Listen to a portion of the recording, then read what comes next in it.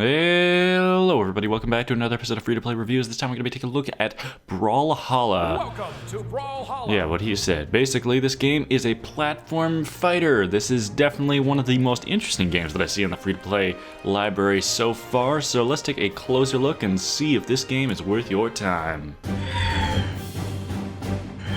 3, 2, 1, brawl! Brawlhalla, an eternal battle arena where the greatest warriors in history brawl to prove who is the best that there ever was. Okay, so basically this game is just a Super Smash Bros. Clone for the PC, which is a pretty sweet thing, I have to say. It's definitely something that I would recommend trying out at least once in your time, just for the sake of it being a ton of fun to play. Although there are some key differences between this and Super Smash Bros, which I will get into later. But all I can say so far is that, yeah, this is it's an interesting concept what they got going on here. 3, 2, 1, brawl! So as you can clearly see, this is very similar to Super Smash Bros. On the Nintendo consoles. Essentially, you're just trying to beat up your opponents in these little brawls here, and trying to knock them off of the platform that is the map. If they are successfully knocked off the platform, they will be killed and brought back to the stage a few seconds after they respawn. Every single time you kill an opponent, you gain a point, or you make them lose a life. Whoever is left standing, or whoever has the most points at the end of the match, will win. So it's a pretty fun party game. One of the primary differences between these two games is the weaponry system that each of these characters has. So as you can see in that top right corner, each of these characters has two sets of weapons that they can pick up in the match. So these variety of weapons have different abilities, different general stats towards them, and each character gives those weapons an individual signature move that they can perform with each of them, which really adds a variety and kind of gives you a good feeling of what kind of characters you're going to be playing. For example, if you're really good with using the spear in a general sense, then you're going to play more spear-rounded characters, and so on and so forth. So far, there are a ton of variety of characters, and it's definitely profound and shown pretty amply in this game that you can have a lot of fun playing as each of these individual characters, especially if you know one in particular and you get really good with them. Although there is a large emphasis on the online play in this game, there is still the option for you to just play locally and cooperatively with your friends, which is definitely a big implementation. There's a lot of focus towards couch cooperative play, and just being able to set this up with a Steam link to your living room and just play a bit of Brawlhalla with your friends for a party, which is it's a pretty neat thing. There's not very many games available on Steam that really focus on party play, so this is really nice. I would have to say one of my biggest complaints about this is that the variety in the maps is pretty bones bare when it comes to this game. I was kind of hoping for more like maps that have a little bit more fluidity, a little bit more interesting events that can happen throughout them, but so far it seems to be pretty basic with just simple moving platforms and a central location in the middle. So maybe some more variety in the maps, and this game would have a lot of potential.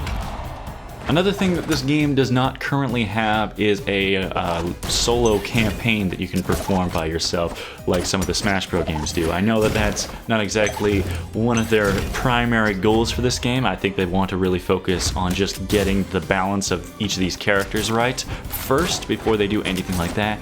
But I think that a solo campaign, something that you could possibly do with a couple of friends, would definitely go pretty well towards making this game a lot of fun. Currently, right now, the option settings is very minimalistic and doesn't seem to have very much going for it at all. You can change the music volume, the sound volume, the window mode, which you can't get borderless window, by the way, so that's a bit of a problem, and you can change the controls. That's about it as far as it goes for the graphics in this game. Ada. So from what I've gathered in my most recent gameplay is that this game is pretty darn grindy when it comes to things. I've collected over 600 coins over the past 2 hours that I've been playing this, and I'm going to need around 2,000 in order to get the cheapest character in the game, and the most expensive ones can range up to 7,000, so you know, you're going to end up being here for quite some time. I'd recommend looking at some of the Reddit forums because they show some ample guides on how to get coin quickly, such as using custom matches with a bunch of modifiers in order to get the perfect amount of coin, the fastest results. But it's definitely one of the more grindy games. So as we enter the Brawlhalla, nice pun by the way, this is basically going to show you a bunch of the things that you can purchase in this game, which are mostly going to vary on item skins, skins for different characters, and emotes. Now, you can buy coins, which are like the actual purchase things that you use with real money to get. This averages around 21 to every dollar. And of course, you can always just purchase every legend now and forever by using the Steam purchase, which costs around $21 in Canadian. I do not know the US comparison. You guys can figure that out for yourselves though. Yeah, okay, so if we take a closer look, these are going to seem like extremely weird numbers to be allotting for purchasing, but if you actually look at the store, these actually line up with a lot of things that you can purchase yourself. So it's actually pretty nice that you're able to specifically just, if you want one skin and that's the only thing you want, everything is usually costing exactly around 140, except for some of the more rare skins.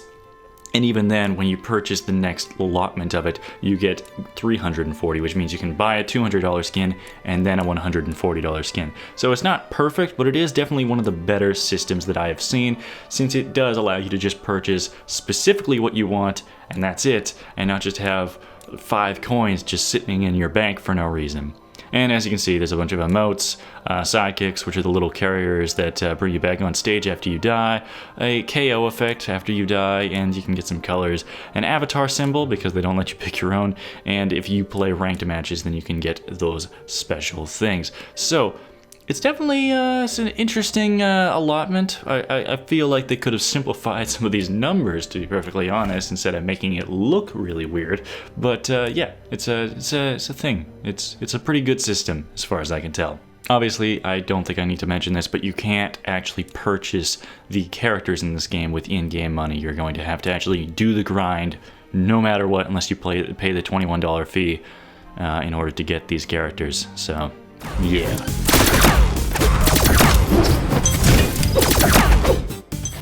So toxicity in this community only really arises due to selecting a character that the community considers OP at the moment. Because this game is in early access, the devs are slowly shifting out any of the OP manners and trying to balance each of the characters specifically, so eventually this should be phased out. Hopefully in the future I can tell you that the community is great, but currently right now it seems to middle around average. So when it comes to the final results for this game and how I feel about it, and out of my 4 rating systems, whether or not to pass it, to try it, play it, or pay it, I would recommend that you pay it for this game. This game is a ton of fun, especially for a large party of people, and it's definitely a good icebreaker for any people that you have coming over for a little housewarming or anything like that. It's definitely a ton of fun, and hopefully when this game is fully released, it will outdo my expectations and become a hell of a game on my Steam library. So, as always, thank you so much for watching. Leave a comment down below for any suggestions for free play reviews, and as always, have an excellent day. See ya!